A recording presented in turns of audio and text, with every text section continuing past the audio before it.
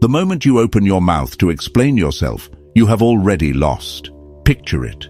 The accusation lands, a subtle jab at a dinner party, a questioning of your competence in a meeting, a lover twisting your words. You feel the heat rise in your chest. The cortisol spikes. Your brain screams that you are being misunderstood, that the truth is being distorted, that you must correct the record immediately. So you speak, you clarify, you justify, you offer context. And in that exact second, you have handed them your throat.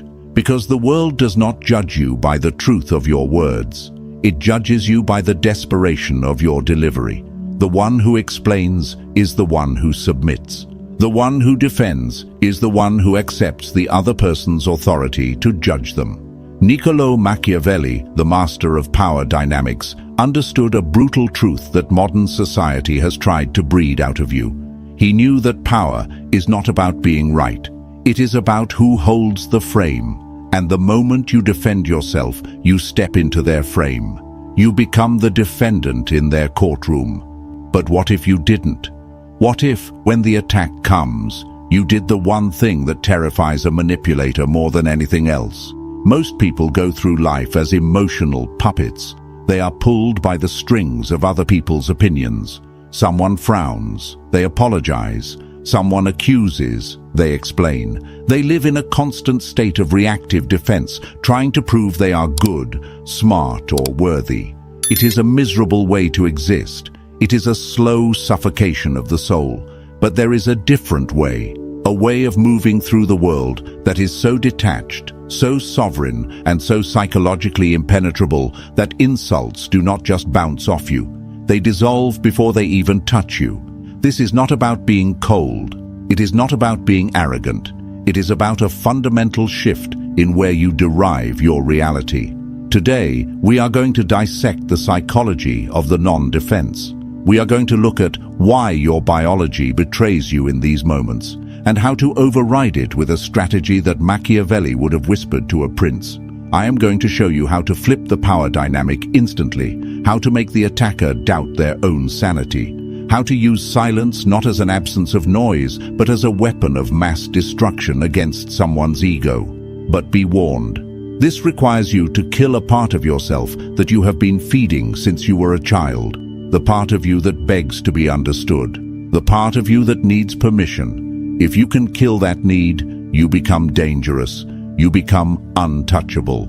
Let's begin. So, why do you do it?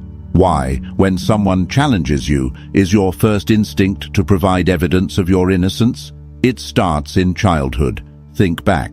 When you were 5 years old and a parent or a teacher accused you of something, what was the only way to escape punishment? Explanation. I didn't break it, it fell. I didn't hit him, he hit me first. You learned that authority figures hold the power of judgment. And you learned that your survival depended on convincing that authority figure that you were good. The problem is, you grew up, but your psyche didn't. You are walking around the world projecting that authority figure onto everyone you meet.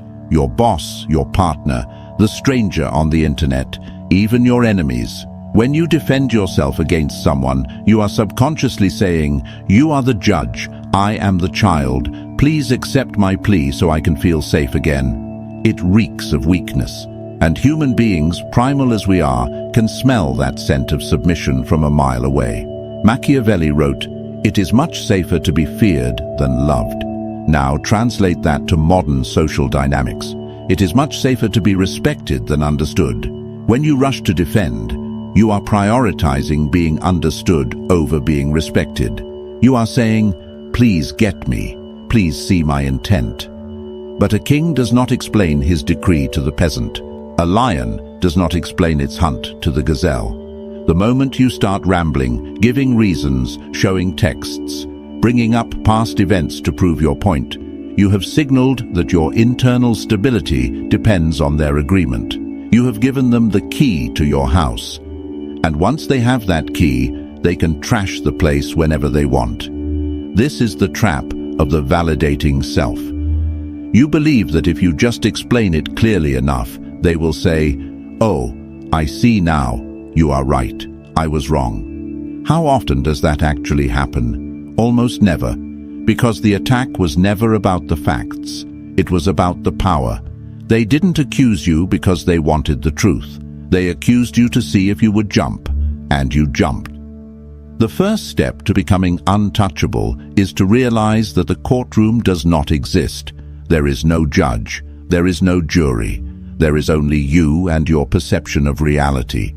When you stop treating other people like judges, their accusations stop sounding like sentences. They start sounding like opinions, and opinions are just noise. So, what happens when you don't jump? Imagine the scenario. Someone throws a verbal spike at you. You're being incredibly selfish right now. The old you would say, "No, I'm not. I did X, Y, and Z for you yesterday. I'm just tired." Defensive, weak, reactive. Now, imagine the Machiavellian approach. They say, "You're being incredibly selfish right now." You look at them, you hold eye contact, you don't blink. You keep your face completely neutral. You let the silence hang in the air for 3, 4, 5 seconds. Do you know what happens in that silence? It is a psychological vacuum. The human brain is terrified of silence during a conflict. It signals a rupture in the social fabric. It signals that the other person is not playing the game. When you stay silent, you are mirroring their energy back at them. You are forcing them to sit in the tension they created. Usually, they will start to crumble. They will speak again to fill the void. I mean, you're not always selfish, but just right now. Why are you looking at me like that? They start defending themselves against your silence. The power has flipped. This is the grey rock method taken to a weaponized level. You become a void. A void cannot be attacked. You cannot punch mist. You cannot cut water. By refusing to provide the resistance of a defense, you cause their attack to pass right through you and unbalance them. This requires immense internal control, because inside, your ego is screaming. Fight back. Say something clever. You must leash that dog. Machiavelli knew that the most powerful person in the room is the one who cannot be read. If you defend, you reveal your values. You reveal what hurts you. You reveal your buttons. "I'm not stupid," you shout. Now they know your insecurity is intelligence. "I'm not a bad person." Now they know your insecurity is moral standing. Silence reveals nothing. It is a dark mirror. And when they look into it, they only see their own aggression reflected back. And it makes them uncomfortable. It makes them feel judged, which is ironic, because you haven't said a word. Sometimes silence is not enough. Sometimes the situation requires words, but never defensive words. If you must speak, you never push back against the force. You pull it. You use the aikido of conversation. There is a concept in dark psychology called agree and amplify. It creates a state of cognitive dissonance in the attacker. If someone accuses you of something absurd, defending yourself validates the absurdity. It suggests the accusation is serious enough to warrant a response. Instead, you lean into it. You exaggerate it until it becomes a caricature. Attacker. You are so obsessed with money. You're greedy. Defensive. You. No, I'm not. I just want to provide for my family. Boring. Predictable. Weak. Machiavellian. You caught me. I actually swim in a vault of gold coins like Scrooge McDuck every Tuesday. It's terrible for my back. You say it with a flat face or a slight amused smirk. What have you done here? You refused to be insulted. You proved you are not insecure about the topic. You turned their serious attack into a joke. You established that you are the one framing the reality, not them. This strips the attacker of their weapon. They wanted to hurt you. Instead, you took their knife and started peeling an apple with it. It signals amused mastery. Amused mastery is the ultimate state of high status. It is the attitude of a parent watching a toddler throw a tantrum. You don't get angry at the toddler. You don't argue with the toddler. You are amused by the drama because you know you are safe. When you defend yourself, you are getting down on the floor and screaming with the toddler. Don't do that. Stand up, look down, smile. Robert Greene, in the 48 Laws of Power, talks about Law 25. Recreate yourself. Part of that is refusing the identity others try to thrust upon you. When they label you, they are trying to put you in a box. If you fight the box, you are still interacting with the box. If you mock the box, you dissolve it. You're arrogant. I prefer the term charmingly confident, but sure. You don't care about anyone but yourself. I'm working on it. I'll add you to the list of people I care about next year. It is savage, it is dismissive, and it is incredibly attractive. Why? Because it shows you are whole. You do not need their validation to know who you are. A person who knows they are generous laughs when called stingy. A person who knows they are smart laughs when called stupid. If you are defending, it is because deep down, you fear they might be right. And that is the shadow work you must do. Let's go deeper into the philosophy of the interaction. Every conversation has a meta-structure, a hidden architecture. In a conflict, there is usually a judge and a defendant. The judge asks questions. Why did you do that? What were you thinking? Who do you think you are? The defendant answers, I did it because I was thinking that. Whoever is asking the questions holds the power. Whoever is answering is losing status. The most lethal Machiavellian trick is to simply refuse the role of defendant and seize the role of judge. You do this by answering a question with a question, or by analyzing their behavior instead of your own. Them. Why are you always so late? Defensive. You. There was traffic and my alarm didn't go off. Losing. Machiavellian. You. Why does my arrival time affect your mood so deeply? Boom. Do you see the shift? Suddenly, we are not talking about the clock. We are talking about their emotional stability. We are talking about their reaction. You have put the spotlight back on them. Them. You're being ridiculous. Machiavellian. You. What makes you feel the need to use labels like that to get your point across? You are psychoanalyzing them in real time. This is infuriating to a manipulator. They want you on your back foot. Instead, you are walking around them, observing them like a specimen in a jar. It's interesting that you perceive it that way. Does saying that make you feel better? You seem very invested in this. These phrases are shields. They acknowledge the sound coming out of the other person's mouth, but they do not accept the content. It is a boundary, a verbal force field. You are saying, this is your stuff, not mine. Keep it. This is not just a technique. It is a spiritual stance. It is the realization that other people's perceptions of you are none of your business. Their anger is their problem. Their disappointment is their responsibility to manage. When you defend, you are trying to carry their emotional baggage for them. You are trying to fix their feelings. Stop it. Let them carry their own weight. Now, for the paradox, sometimes the most aggressive, defensive, power-flipping move you can make is to agree, but not the way you think. This is not the agreement of submission. It is the agreement of the abyss. Imagine someone is screaming at you. They are listing your flaws. They are trying to provoke a fight. You look them in the eye and say, calmly, you're right. And then you stop talking. You're right. I am difficult sometimes. You're right. I did mess that up. This is the fogging technique. When you throw a rock into a fog bank, what happens? Nothing. No thud. No rebound. It just disappears. When you agree with an attacker, you steal their momentum.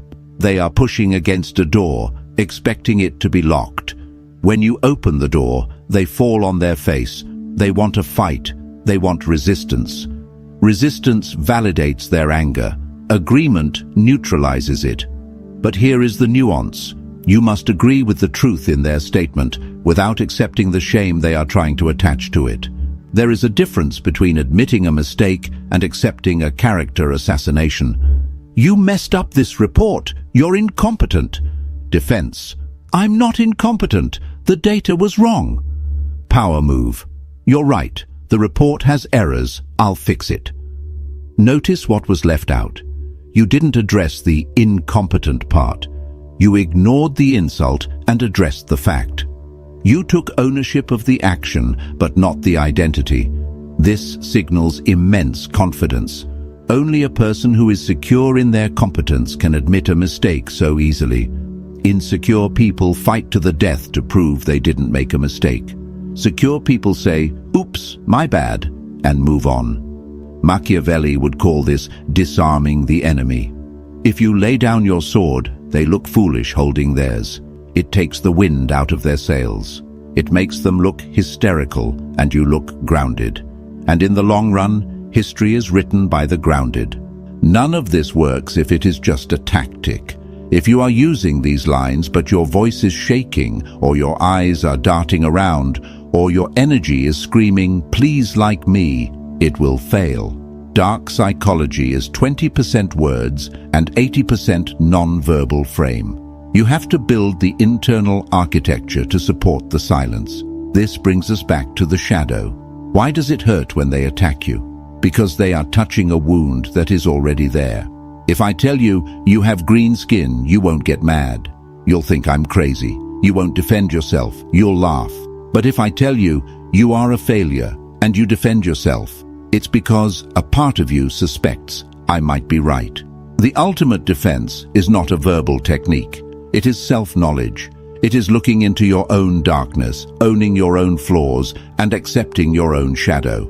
When you know you are capable of selfishness and someone calls you selfish, you say, "Sometimes yes." When you know you are capable of cruelty and someone calls you cruel, you say, "I can be." You cannot shame a man who has already accepted himself. You cannot expose a woman who has nothing left to hide. This is what it means to be untouchable. It means you have integrated the parts of yourself that others try to use against you. You become transparent. The light passes through. The arrows pass through. You are no longer a fortress that needs defending. You are the wind. So here is the challenge. For the next 7 days, you are going to play a game. The game is called No Defense. No matter what happens, no matter how small the accusation, you are forbidden from explaining yourself. If you are late, say, "I'm late." Do not give the reason. If you spill the coffee, say, "I spilled the coffee." Do not blame the cup. If someone misunderstands you, let them misunderstand you. Sit in the fire of that discomfort. Feel the urge to fix it, to manage their perception, to be the good guy. And let that urge burn to ash. Watch what happens to the people around you. Watch how they react when you stop playing the game. You will see confusion, then respect, then a strange kind of magnetism, because people are drawn to certainty. And nothing screams certainty louder than a person who does not need to explain why they exist. You are reclaiming your energy. You are plugging the leaks in your soul. You are stepping out of the role of the child and into the role of the sovereign. The world will try to pull you back. It will try to bait you. It loves a reaction. Don't give it one. Keep your mystery, keep your power, keep your silence. If this philosophy resonates with the darker, deeper part of your mind, the part that is tired of performing for others, then you know what to do. Subscribe.